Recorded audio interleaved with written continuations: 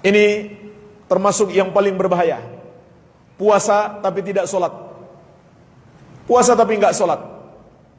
Padahal jemaah sekalian, sholat itu lebih tinggi daripada puasa, lebih wajib daripada puasa. Dan sholat itu meninggalkannya termasuk kekafiran. Termasuk kekafiran. Sebagaimana dalam banyak ayat dan hadis. Di antaranya dalam hadis Buraidah bin Al-Husayb radhiyallahu anhu diriwayatkan At-Tirmidzi. Rasulullah sallallahu alaihi wasallam bersabda, "Al-ahdu alladhi bainana wa bainahumus shalah, faman tarakaha faqad kafar." Perjanjian antara kami dengan mereka adalah salat. Maka barang siapa yang meninggalkan salat, dia kafir. Jadi meninggalkan salat adalah kekafiran. Dan kekafiran itu menghapuskan amalan.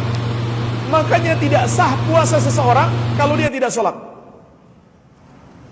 Allah berfirman, "Wa may yakfur bil imani."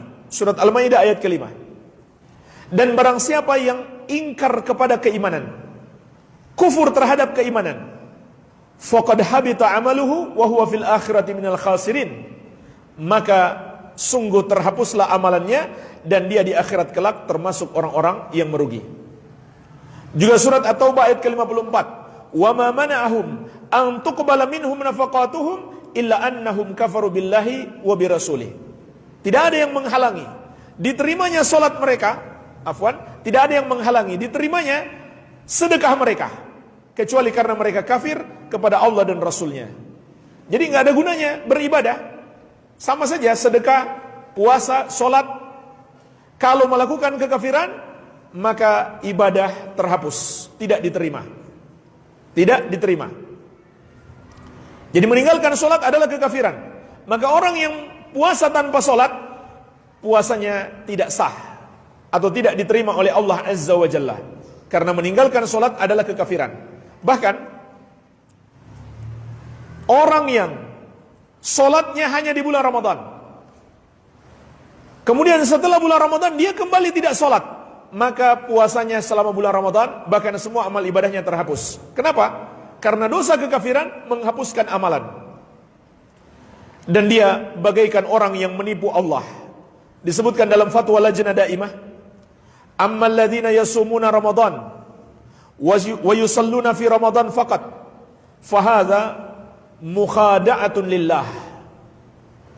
Adapun orang-orang yang berpuasa di bulan Ramadan dan sholat di bulan Ramadan saja, maka ini adalah usaha untuk menipu Allah.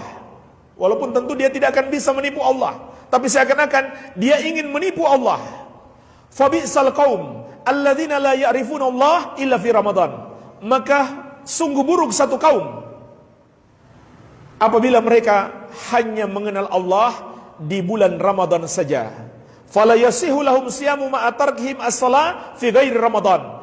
Maka tidak sah puasa mereka apabila mereka meninggalkan salat di selain bulan Ramadan.